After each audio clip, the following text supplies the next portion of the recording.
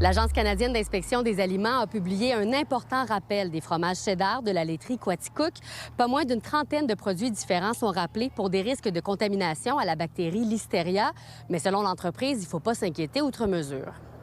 C'est un rappel volontaire qu'on a lancé hier là, suite à des analyses qu'on a reçues de l'externe hier matin. Alors, on a contacté l'agence par rapport à le risque potentiel de Listeria dans un de nos produits de fromage, étant donné qu'on ne peut pas localiser quel bassin qui était contaminé ou s'il y avait contamination, parce qu'on n'a pas pu refaire d'échantillons à cause des dates là, qui étaient déjà tout vendues là, et probablement consommées.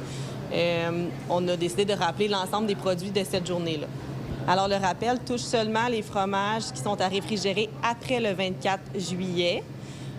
Pour le grain et le bloc, il y a beaucoup de fromages dans la liste de rappel. Par contre, il y a plusieurs variétés qu'on fait en petite quantité. C'est juste qu'on a mis l'ensemble des productions là, de cette journée-là. À l'heure actuelle, la plupart des fromages ont déjà été consommés. On n'a eu aucun cas là, de la part des consommateurs là, qui avaient eu un malaise, quoi que ce soit, en mangeant nos produits. Pour les gens qui en auraient peut-être consommé, qui doivent être attentifs finalement aux signes et symptômes de la listériose, ça ressemble à quoi? En fait, ça peut ressembler à une indigestion. Donc, maux de cœur, maux de ventre? Oui, vomissements, diarrhée, etc. En moyenne, la laiterie Quaticook produit quotidiennement près de 2000 kilos de fromage. Dans les journées suivantes, les tests étaient négatifs. On sait que la sanitation, elle est faite selon les procédures. Fait que c'est vraiment un cas isolé. Il n'y a pas eu d'arrêt de production, étant donné que les résultats, on les a près de 2 semaines plus tard. Les fromages, comme j'ai déjà dit, ont déjà été consommés pour la plupart. Par contre, s'il y en a qui ont des fromages en bloc, de vérifier à la maison s'ils ont la réfrigérée après le 24 juillet. On leur demande, s'ils veulent un dédommagement, de le prendre en photo et d'envoyer un courriel à service client à commercial-laiterie-de-quaticook.com. Ils n'ont pas besoin de reçu, quoi que ce soit. Puis après ça, ils peuvent détruire, là, jeter le fromage sécuritairement. Aucun porte-parole de l'Agence canadienne d'inspection des aliments ni de Santé Québec-Estrie n'était disponible pour commenter le dossier. Les produits rappelés sont visibles sur le site Internet de l'Agence canadienne d'inspection des aliments. À Quaticook, Fanny Lachance-Paquette pour Nouveau Info. L'avocate Vanessa Farran, qui a représenté Marc-André Grenon lors de son procès pour meurtre, est radiée du barreau pour 1 mois. Selon le conseil de discipline du barreau, l'avocate sherbrookoise a manqué à son devoir de préserver l'honneur, la dignité et la réputation de sa profession en publiant une vidéo sur Instagram. On y retrouvait notamment le mot-clic « meurtre » accompagné de la chanson « Gangsta Paradise ». Le conseil estime que cette publication était incompatible avec les obligations déontologiques de l'avocate. Une nouvelle technologie se fait une place dans les champs de la région, les drones agricoles. C'est juste que, tu sais, on compacte pas le sol, on dommage pas ton champ, on n'écrase pas de culture. C'est pas tous les producteurs qui connaissent cet outil-là et c'est vraiment de le faire connaître pour que justement les producteurs pensent de l'utiliser. Puis souvent, comme producteur, on manque souvent de temps. Le temps, c'est de l'argent, fait que c'est efficace. Pour nous, le drone, c'est vraiment un outil de plus dans notre coffre à outils. Ça permet de faire des interventions au champ à des moments où on ne peut pas intervenir nécessairement au tracteur ou avec un moindre impact. Par exemple, aujourd'hui, on met un biostimulant foliaire dans le maïs qu'on voulait cibler la période de pollinisation, donc la sortie des croix. C'est impossible pour moi d'y aller en tracteur aujourd'hui. Tous les machines sont rendues extrêmement chères. Fait que le drone est quand même accessible. Puis là, on est chanceux, on a la possibilité d'avoir du forfait. Fait que, à l'engager à forfait, comme on fait aujourd'hui, ça revient vraiment pas cher. Là, le drone est partagé entre plusieurs agriculteurs. On peut semer n'importe quelle semence qui a volé. Ce qui veut dire que la semence va tomber au sol, puis elle n'a pas besoin d'être couverte. La terre n'a pas besoin d'être remise par-dessus, puis ça va pogner. Comme on fait gros du régras qui appelle, c'est comme de la pelouse, si tu veux, qui est annuelle, qui va mourir, puis ça va garder les minéraux dans le sol, là, puis tout ça.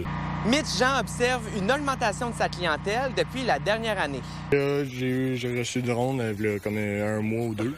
Okay. Fait que là, j'ai eu une 50aine, mettons. Je pourrais booker toute la semaine, moi, puis...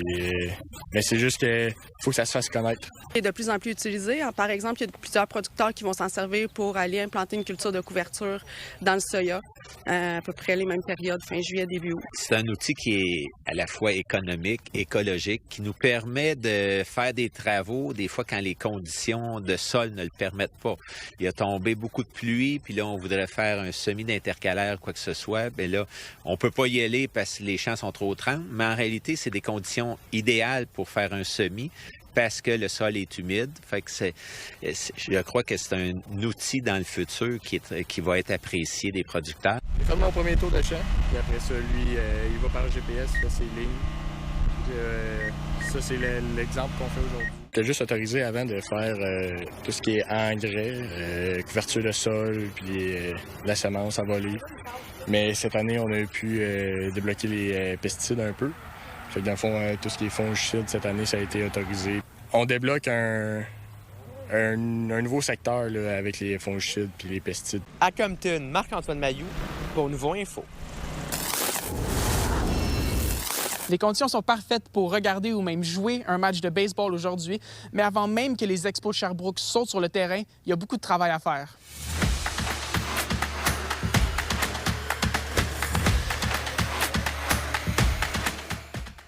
C'est le terrain qu'on entretient le plus.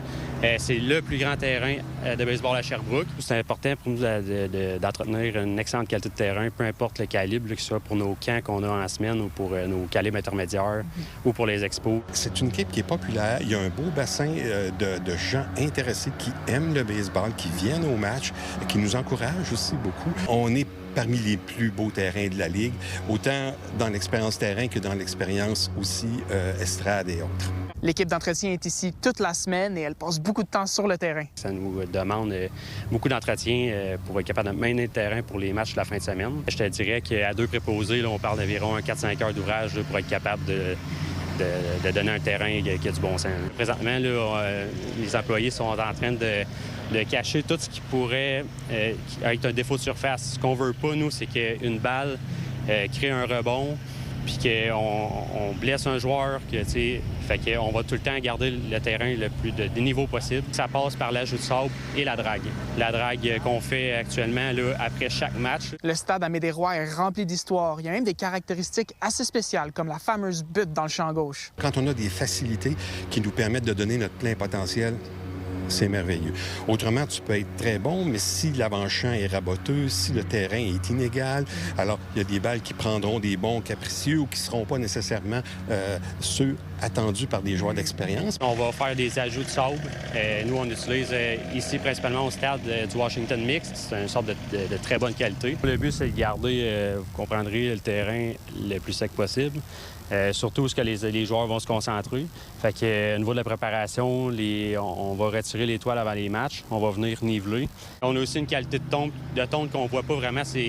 Oui, on a une tonte qui est particulière à ces autres terrains, mais le stade, c'est encore un niveau de plus. Ce qu'on fait, c'est une tonte qui est 2 à 3 fois par semaine à 1,5 pouce du sol. C'est un tapis vert, dense, puis on veut pas de repousse, on veut pas de fouette. La Ville a investi pour changer le tableau indicateur qui était très désuet. Tous les systèmes d'éclairage du stade ont été changés.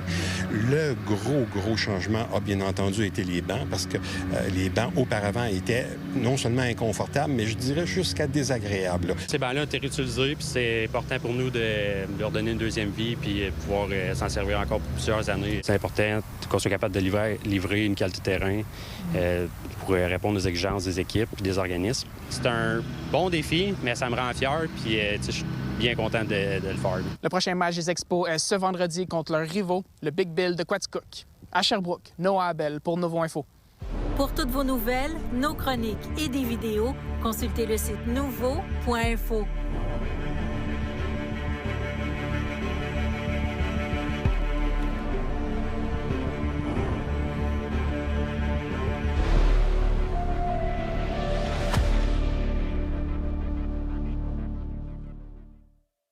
Le Canada accueille la Coupe du monde de soccer.